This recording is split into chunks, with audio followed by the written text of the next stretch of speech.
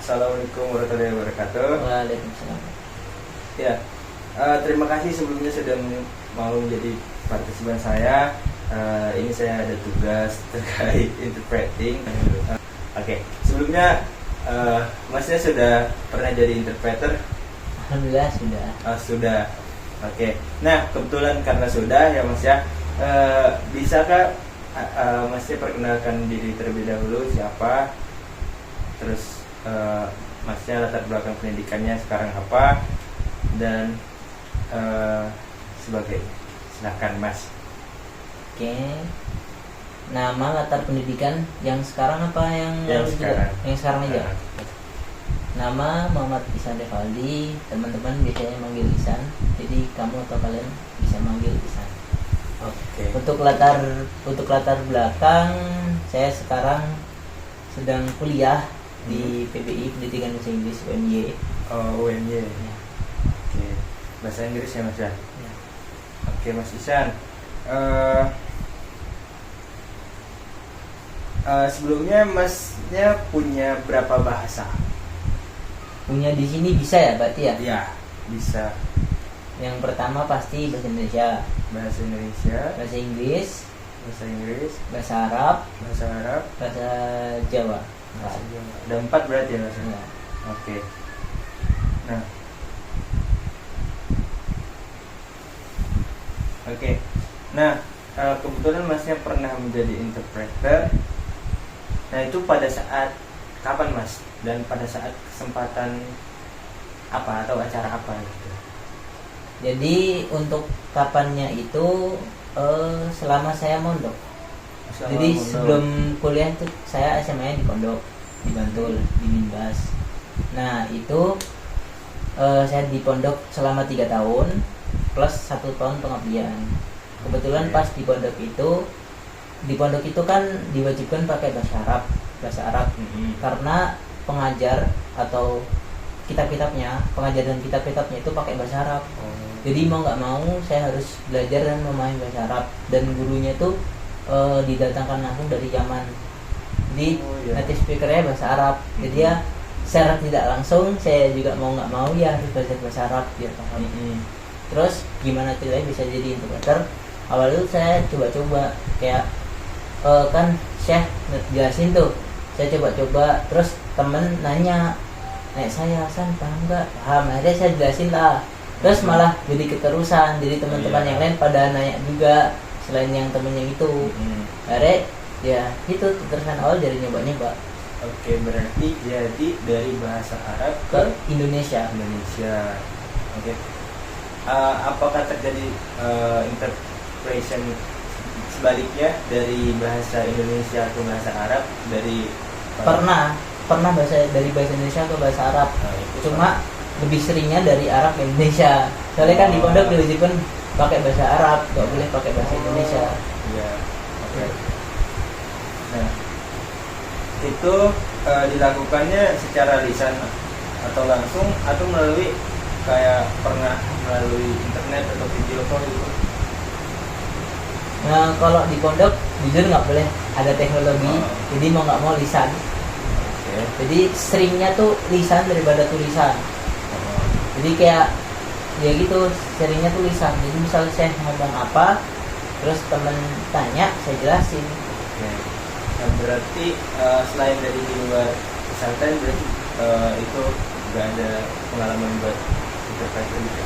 Sampai sekarang belum. Oke, berarti selama pada saat pesantren aja sering? Iya, seringnya.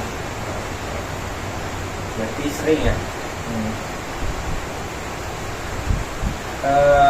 Pada saat melakukan interpretation atau menjadi interpreter, itu apa yang Masnya rasakan? Perasaan apa? Apakah ada nervous atau sebenarnya sebagai sejenis seperti itu? Oh, pas interpreter gitu ya? Ya, pada saat menjadi interpreter. Ya pasti kalau yang namanya juga pas awal-awal nyoba tuh kayak nervous gitu loh. Kayak ya kok teman-teman naik sama aku, padahal kan aku posisi di situ baru belajar gitu loh. Ya udah saya nyampein sebisa aku, sepahamanku. Terus tak aku masih juga sama temanku yang lebih jago bahasa Arabnya. Ternyata emang ya benar, maksudnya kata-kataku benar gitu loh. Ya, meskipun bahasanya beda tapi intinya sama gitu loh. Dari situ pas itu oh ternyata bener ya. Dan jadi ya awal jadi coba-coba terusan. Awalnya kayak nervous gitu, kayak kaget gitu. Kenapa kok aku, padahal ada teman yang lain yang lebih jago. Ternyata tak tanyain, ya mungkin menurut mereka penjelasanku lebih bisa dipahami daripada penjelasan teman yang lain. Oke, berarti pada saat awal-awal itu masih gugup dan nervous ya? Jadi caranya enggak gitu. Nah, pada saat selama menjadi interpreter, apa yang menurut Masnya itu paling sulit gitu? Atau tantangan apa yang dihadapi paling sulit? Paling sulit ya?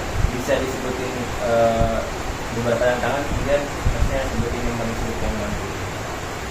Kayak yang paling sulit dari Arab ke Indonesia, yang pertama tuh nerjemahin Arab.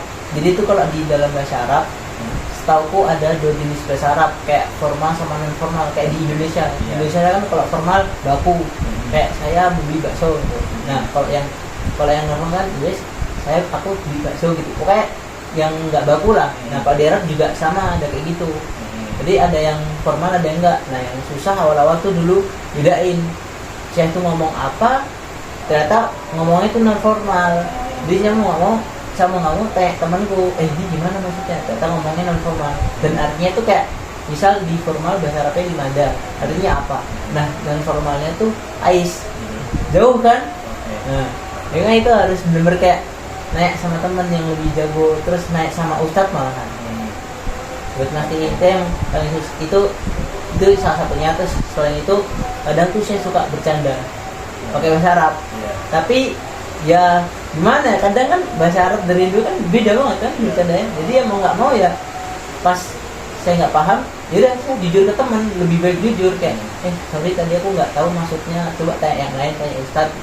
Ternyata pas tanya ustadz, saya lagi bercanda. Yaudah tak bilang itu kata ustadz itu bercanda, saya nggak tahu ya ustadz. Jadi jujur aja, terus ngomongin ke teman, kalau nggak tahu ya nggak tahu, jangan masalah itu. Ya. Kemudian metode apa pada saat kamu menjadi interpreter, metode apa yang kamu pakai?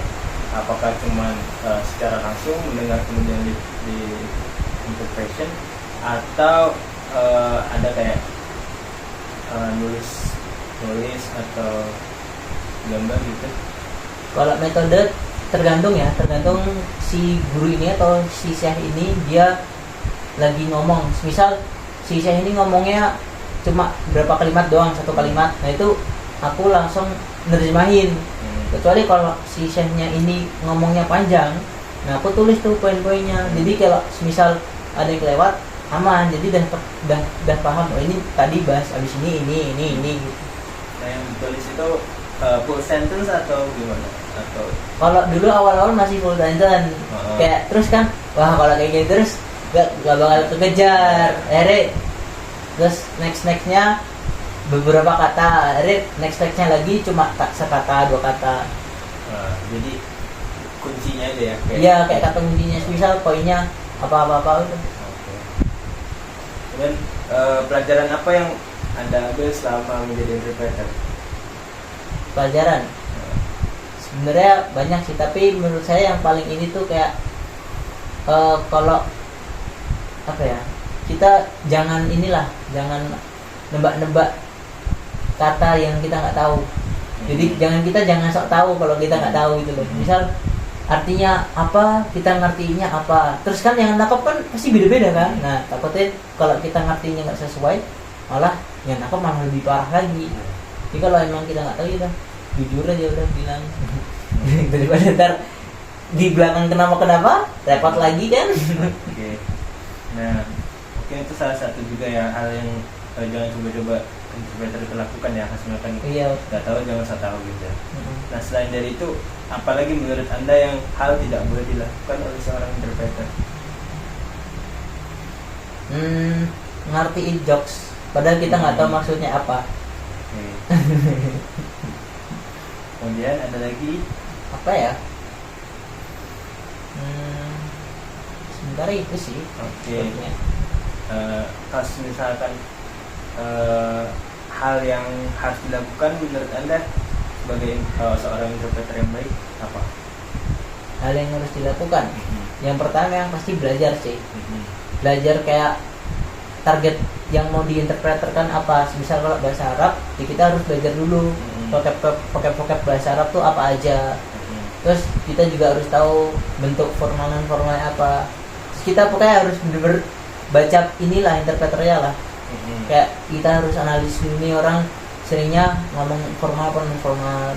Terus selain itu dia juga budayanya, misal budaya tuh kayak gimana, joknya tuh kayak gimana. Jadi kita harus tahu. Kalau misal kita pas belajar tuh nggak tahu, mending tanya yang lebih paham. Tuh, terus apa lagi? Apa tadi? Saran ya? Iya. Sebagai interpreter yang baik harusnya apa itu? Sering-seringlah ini sih interpreter modal nekat aja nggak apa-apa. Masih kan apa ya, awal-awal nekat kan emang jelek ya. Ya udah kan kalau udah terbiasa ya udah malah jadi jago. Berarti selama Anda menjadi interpreter itu ada latihan sebelum ini apa buat nge-interpreter seseorang gitu, ada latihan? Latihan khusus nggak ada sih. Oh, karena memang bahasa Arab udah biasa di sana ya? Iya, jadi kayak gimana ya, secara nggak langsung misalnya udah bener-bener dari awal bangun tidur sampai tidur tuh full bahasa Arab, sampai pengumuman pun full bahasa Arab, jadi ya kayak udah otomatis gitu. Jadi kalau udah terus kemudian